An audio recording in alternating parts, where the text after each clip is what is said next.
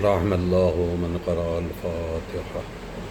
بسم الله الرحمن الرحيم. الحمد لله رب العالمين الرحمن الرحيم مالك يوم الدين إياك نعبد وإياك نستعين اهدنا الصراط المستقيم صراط الذين أنعمت عليهم غير المغضوب عليهم ولا الضالين. اللهم صل. لا حول ولا قوة إلا بالله العلي العظيم. أعوذ بالله من الشيطان اللعين الرجيم. بسم الله الرحمن الرحيم. الحمد لله الذي خلقنا في أمته الذي فاز رتبته إلى دار حسين وأكرمنا بولاية وسيله الذي ردت له الشمس واليقين وشرفنا بحب الزهراء أم السبتين التي فضلت على نساء العالمين وجعلنا من الباكين على نساب الحسن والحسين وتسعة من ذرية الحسين الذين من بكى على نسابهم ترجى حسناته أعمال الثقلين وهم أئمة المشرقين وهداة المغربين صلوات الله عليهم ما دامت روحهم اليقين. الصلاة والسلام على النبي الأمي المكي المدني القرشي الهاشمي الأبتهي النبي المسدد بشير المائي النذير الممجد المصطفى الأمجد المحمود الأحمدي أبي القاسم محمد وعلى أهل بيته الطيبين الطاهرين المعصومين المظلومين ولعنة الله على أعدائهم أجمعين من الآن إلى قيام يوم الدين. أما بعد فقد قال الله في كتابه المجيد. بسم الله الرحمن الرحيم. إنا كل شيء خلقناه بقدر. فیضان محترم و عاشقان سلطان الوجود سید الشہداء امام حسین علیہ الصلاۃ والسلام، پروردگار عالم والدہ امام حسین جناب فاطمہ زہرا سلام اللہ علیہا کے صدقے اور طفیل میں ہماری اس حسین اور بہترین کوشش کو اپنی بارگاہ میں درجہ قبولیت عطا کرے، اور جتنے بھی چاہنے والے سننے والے تشریف فرما ہیں، پروردگار ان سب کو صحت و سلامتی عطا کر، توفیقات و درجات میں بلندی عنایت کر۔ اے میرے معبود، خاص طور سے بانی اعضا ہمارے آصف جا پرنس آصف جا بھائی، پروردگار انہیں بھی صحت و سلامتی عطا کر۔ اے میرے معبود، ان کے رزق میں وسعت عطا کر، کاروبار میں ترقی عنایت کر، دینی مرادوں کو پورا فرما۔ الہی انہیں ان کے گھر والوں کو آفات عرضی و سماوی سے محفوظ رکھ۔ اے میرے معبود، بحق محمد و آل محمد اس عزاداری کو قبول فرما، اسے ذریعہ جناب زہرا کا سبب قرار دے۔ اے میرے معبود، اس سے بہتر عزا کی توفیق عطا کر۔ الہی بحق محمد و آل محمد اس عزاداری کے صدقے میں پرنس آصف جا بھائی کے اوپر جو عارضہ ہے، اس عارضے کو مکمل طریقے سے شفا میں تبدیل کر دے۔ ایک صلوات پڑھنے محمد و آل محمد۔ اللہم صلی علی محمد و آل محمد۔ فیضان محترم و عاشقان حضرت ابا عبداللہ، ایک چھوٹی سی گفتگو آج کا موضوع بحث ایام عزا کے بعد یہ امام کے 10ویں کی مجلس ہے جو آپ کی سماعتوں کے حوالے ہے، اور میں نے اس کے لیے قرآن مجید کی ایک آیت کا انتخاب کیا ہے جس میں پروردگار عالم نے ارشاد فرمایا، انا کل شیء خلقناہ بقدر، ہم نے ہر چیز کو ایک قدر کے ساتھ خلق کیا ہے۔ اب آپ سوال کریں گے کہ یہ قدر کیا ہے؟ قدر وہی تقدیر ہے۔ انا انزلناہ فی لیلۃ القدر، وہاں پر بھی یہ لفظ قدر آیا ہے، اور یہاں کے اوپر بھی انا کل شیء خلقناہ بقدر۔ ہمارے ذہنوں میں اکثر ایک بات الجھی ہوئی رہتی ہے، اور شاید ہم سے کبھی سلجھا بھی نہیں پاتے ہیں، خود بھی اسی میں الجھے رہتے ہیں۔ وہ یہ کہ مقدر اور نصیب، یہ دونوں کے دونوں ایک دوسرے سے قریب المعنی ہیں۔ ان کے بیچ میں ایک باریک سا فرق ہے جو عام طریقے سے انسان نہیں سمجھ پاتا ہے۔ ایک لفظ ہے مقدر اور ایک لفظ ہے نصیب۔ مقدر قدر ہی سے نکلا ہے، یعنی وہ فیصلہ جو اللہ نے لکھ دیا ہے وہ مقدر ہے۔ اب اس کے اندر کوئی تبدیلی، اس کے اندر کوئی بدلاؤ نہیں پیدا ہو سکتا۔ کیوں؟ اس لیے کہ اللہ نے ایک فیصلہ لکھ دیا۔ مثال کے طور پر ہم اس دنیا میں ہیں، مگر کیا ہمیں معلوم تھا کہ ہم کہاں پیدا ہوں گے، کون ہمارے والدین بنیں گے، کب ہمیں موت آئے گی؟ یہ ساری چیزیں وہ ہیں جو ہمارے مقدر میں ہیں، یعنی اللہ نے پہلے سے لکھ دی ہے کہ کہاں پیدا ہونا ہے، کس کے گھر میں پیدا ہونا ہے، کون سے خاندان میں آنا ہے، کون ہیں جو ماں باپ بنیں گے،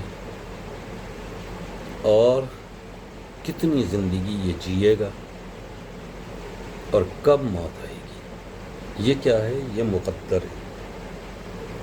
اس تقدیر کو اللہ نے لکھ دیا، اب اسے کوئی تبدیل نہیں کر سکتا، اسے کوئی بدل نہیں سکتا۔ تو یہ لفظ ذہن میں رہے، مقدر قدر سے آیا ہے، اس کے معنی ہے کہ وہ چیز جو اللہ نے لکھ دی ہے۔ اب اسی کے مقابلے پہ ایک لفظ ہے جسے کہا جاتا ہے نصیب۔ نصیب کا مطلب کیا ہے؟ نصیب وہ حصہ یا وہ چیز ہے جسے انسان خود محنت کر کے حاصل کرتا ہے، اسے ہم کہتے ہیں نصیب۔ جو انسان اپنے بدن کے ذریعے سے محنت کرے، انسان اس چیز کو محنت کے ذریعے سے حاصل کرے، تو یہ اس کا نصیب بنتا ہے۔ یا میں جملے کو بدل کے کہہ دوں کہ مقدر کا جو عملی نتیجہ ہوتا ہے اسے نصیب کہا جاتا ہے۔ مثلا کسی انسان نے بہت محنت کی، لیکن جتنا رزق یا جتنی کامیابی اس کو ملی وہ اس کا نصیب کہلایا۔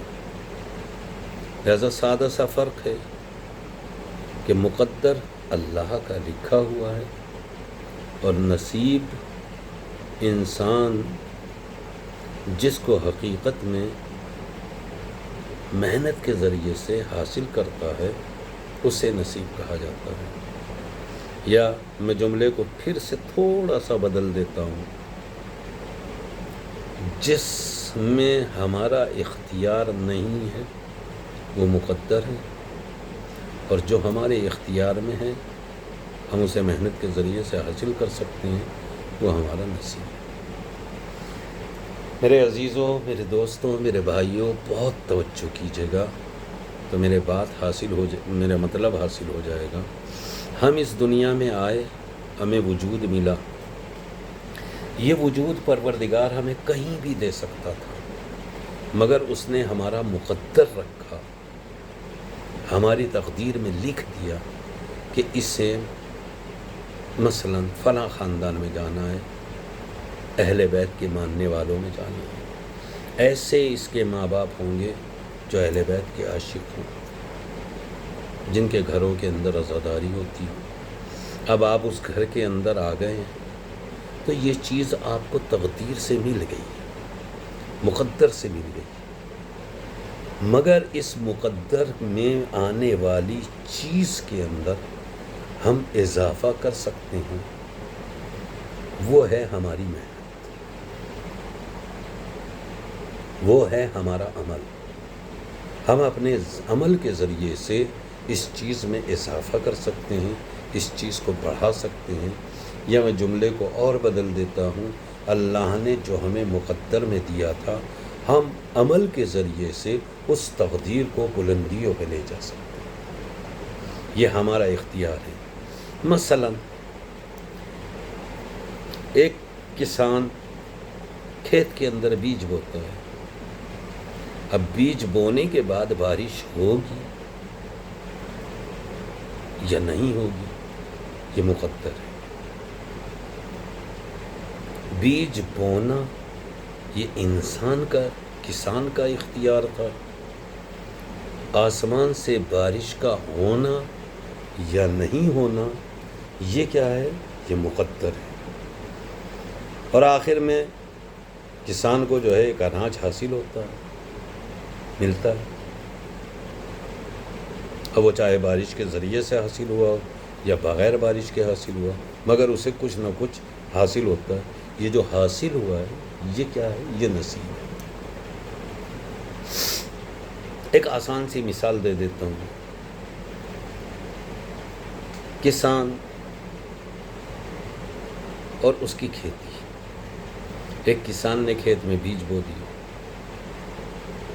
اس نے محنت کی، زمین کو تیار کیا، پانی دیا، اور پانی دینے کے بعد دعا بھی کی.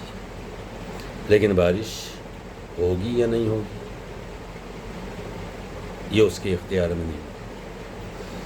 اس جو فصل زمین سے اگ رہی ہے، اسے کھانے کے لیے ٹڈی آئیں گی یا نہیں آئیں گی، یہ بھی انسان کے اختیار میں نہیں. فصل اچھی ہوگی یا کمزور ہوگی، یہ بھی انسان کا اختیار نہیں. یہ سب کچھ کیا ہے؟ یہ ہے اللہ کا مقدر کیا ہوا ہے. یہ اللہ نے پہلے سے مقدر کر کے رکھا ہے کہ تمہارا کام صرف بیج بونا ہے. بارش ہوگی یا نہیں ہوگی، یہ ہمارا اختیار ہے. اس فصل کے اندر کیڑا لگے گا یا نہیں لگے گا، یہ بھی ہمارا اختیار ہے. فصل اچھی ہوگی یا کمزور ہوگی، یہ ہمارا اختیار ہے. یہ سب کچھ تمہارے اختیار میں نہیں ہے، یہ ہمارا تقدیر کیا ہوا ہے. کسان کو جتنا بھی اناج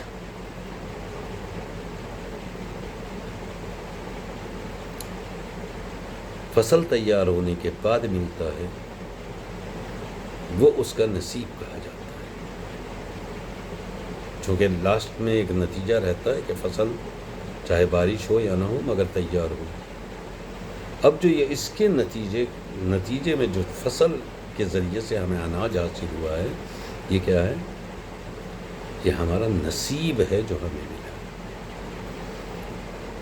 مقدر اللہ نے پہلے سے فیصلہ کر دیا ہے. یعنی بارش فیصلہ ہے، موسم فیصلہ ہے، حالات فیصلہ ہے. نصیب اس فیصلے کا نتیجہ ہے. حقیقت میں جو کچھ ہمیں ملا ہے، جو فصل کا حصہ ہمارے پاس آیا ہے، وہ کیا ہے؟ نصیب ہے. اور بالکل آسان کر کے سمجھنے، مقدر فیصلہ ہے، نصیب ہمارا حصہ ہے. اسی لیے میں نے وہ آیت آپ کے سامنے رکھی کہ قرآن نے اس طرف رہنمائی کی ہے کہ تقدیر کیا ہے؟ اِنَّا كُلَّ شَيْءٍ خَلَقْنَاهُ بِقَدَرٍ. ہم نے ہر چیز کو مقدر بنا کے خلق کیا، تقدیر بنا کے خلق کیا. یہ آیت بتاتی ہے کہ ہر چیز سے پہلے اللہ نے طے کر رکھا ہے کہ اس کے مقدر میں یہ ہے. یعنی مقدر پہلے سے پروردگار نے بنایا ہے. اور پھر کہا ہے لَهُمْ نَصِيبٌ مِّمَّا كَسَبُوا، یہ بھی قرآن کی آیت ہے.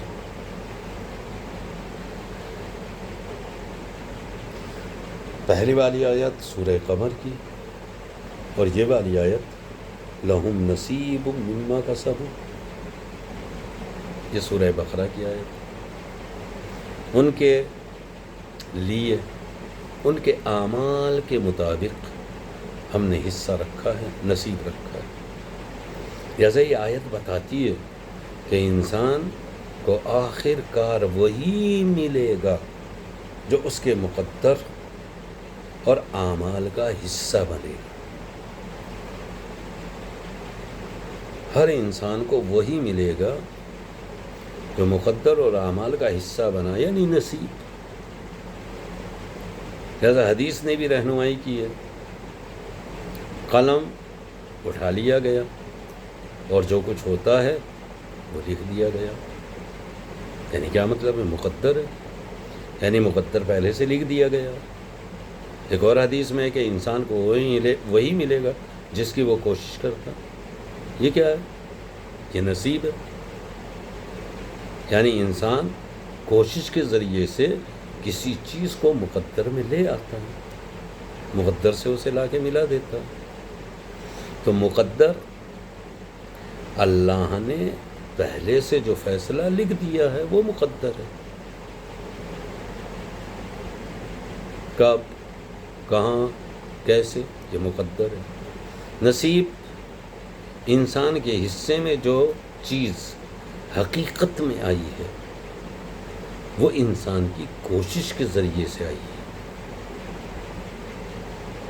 تو وہ جو کوشش ہے وہ مقدر کا نتیجہ ہے۔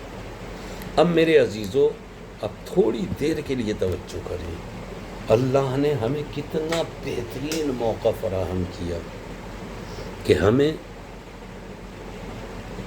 ایسے گھر کے اندر وجود عطا کر دیا جو اہل بیت سے متعلق ہے، اہل بیت سے مربوط ہے۔ ورنہ دنیا میں اور کسی کے حصے میں یہ چیزیں نہیں آئیں، مگر ہمارے حصے میں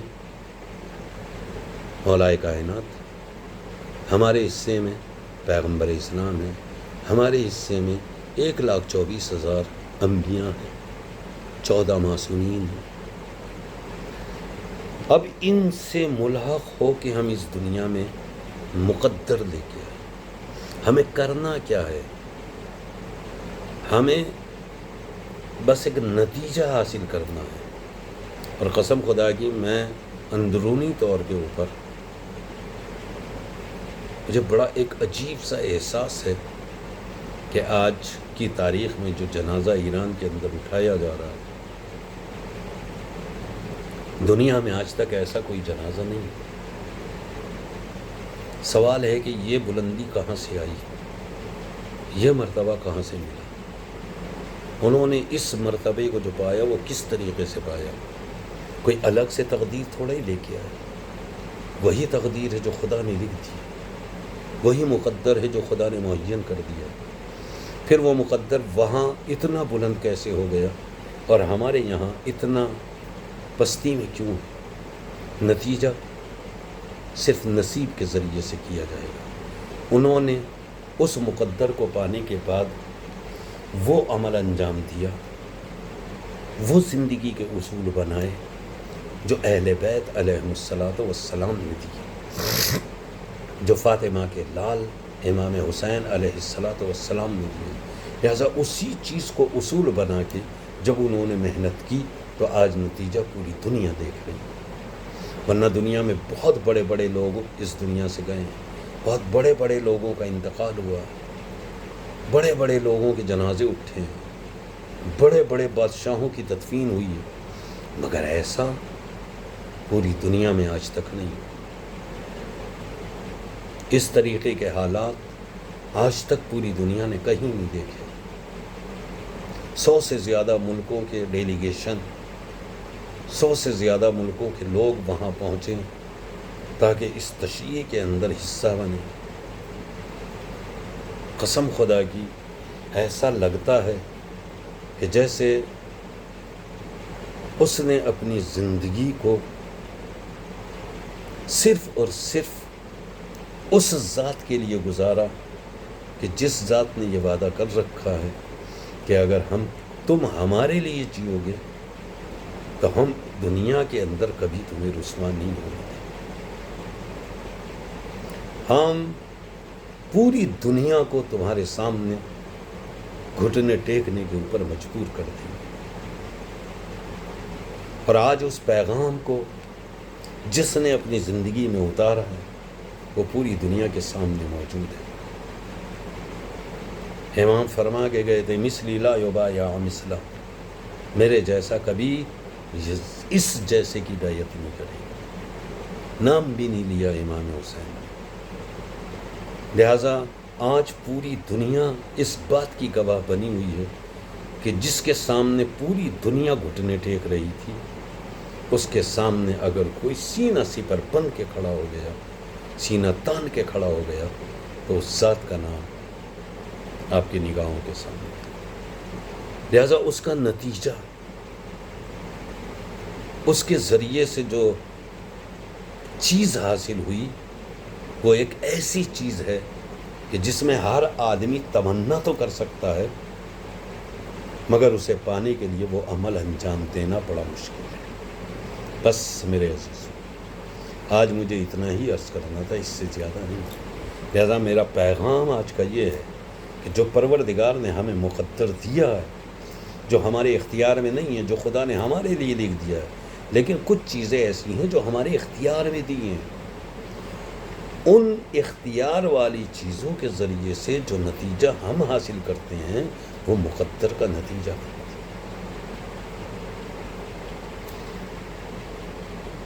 اللہ نے پیشانی دی ہے اپنے سامنے جھکانے کے لیے، نہ کہ دنیا والوں کے سامنے جھکانے کے لیے۔ اللہ نے ہمیں وجود دیا ہے اپنے سامنے جھکنے کے لیے، نہ کہ دنیا والوں کے سامنے جھکنے کے لیے۔ اسی چیز کو امام حسین علیہ الصلاۃ والسلام نے کربلا کے میدان سے واضح طور پر زندہ رہے تو بھی خدا کا سجدہ کیا،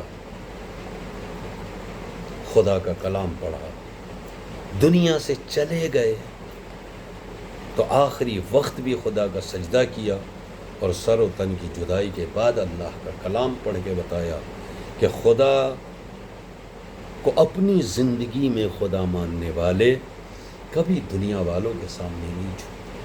جنہوں نے خدا کو بڑا مان لیا ہے اب ان کے سامنے کوئی اور بڑا نہیں ہو سکتا۔ اور بس میرے عزیزوں، یہ عصیری کے ایام ہیں،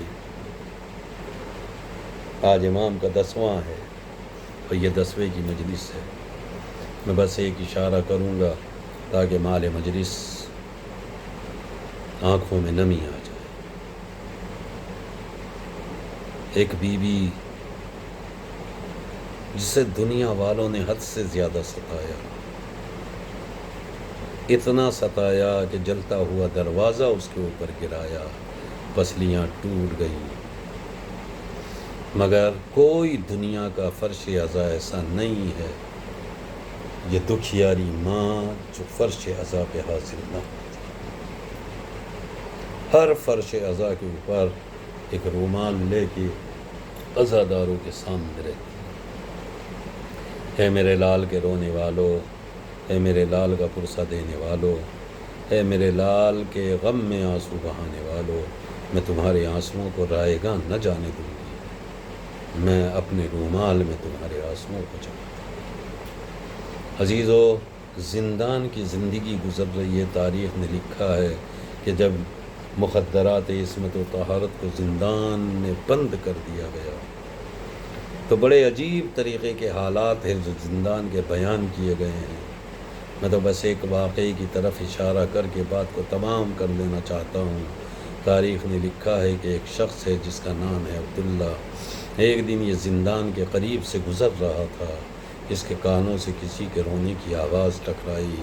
عزیزو، اپنے گھر گیا تو گھر جانے کے بعد بیان کرتا ہے، اپنی اہلیہ، اپنی زوجہ سے کہتا ہے کہ تم ہم ہر جمعرات کو اپنے امام کی سلامتی کی نظر دلواتی ہو اور وہ کھانا غریبوں میں تقسیم کرتی ہو۔ اب کے بار وہ کھانا جب تیار کیا جائے، وہ کھانا جب پکایا جائے تو ایک کام کرنا، اسے غریبوں میں تقسیم نہ کرنا میں آج زندان کی طرف سے گزرتے ہوئے میں نے آواز سنی ہے، ایسا لگتا ہے کہ وہ زیادہ حقدار ہیں جو زندان کے اندر ہیں، اس لیے کہ ان کے رونے کی آواز سے مجھے یہ احساس ہو رہا ہے کہ نہ انہیں پیٹ بھر کے کھانا دیا جاتا ہے، نہ انہیں سیراب ہونے کے لیے پانی دیا جاتا ہے، لہٰذا وہ لوگ بھوکے بھی ہیں، وہ لوگ پیاسے بھی ہیں۔ یہ کھانا اگر انہیں دیا جائے گا تو زیادہ مصاب ہوں گے۔ عزیز و لیج جمعرات آ گئی، عبداللہ کی زوجہ نے کھانا تیار کیا۔ کھانا تیار کرنے کے بعد خان میں کھانے کو سجایا، اور سجانے کے بعد ایک مرتبہ اپنے سر کے اوپر دسترخوان کو رکھا، اور رکھنے کے بعد زندان کا رخ کیا۔ اب زندان کے دروازے پہ پہنچی تو اب اس کا بیان ہے کہ میں نے دیکھا کہ زندان کے دروازے پہ ایک شخص بیٹھا ہوا ہے۔ میں نے اس سے قریب ہو کے پوچھا، اے بھائی تمہارا قافلہ سالار کون ہے؟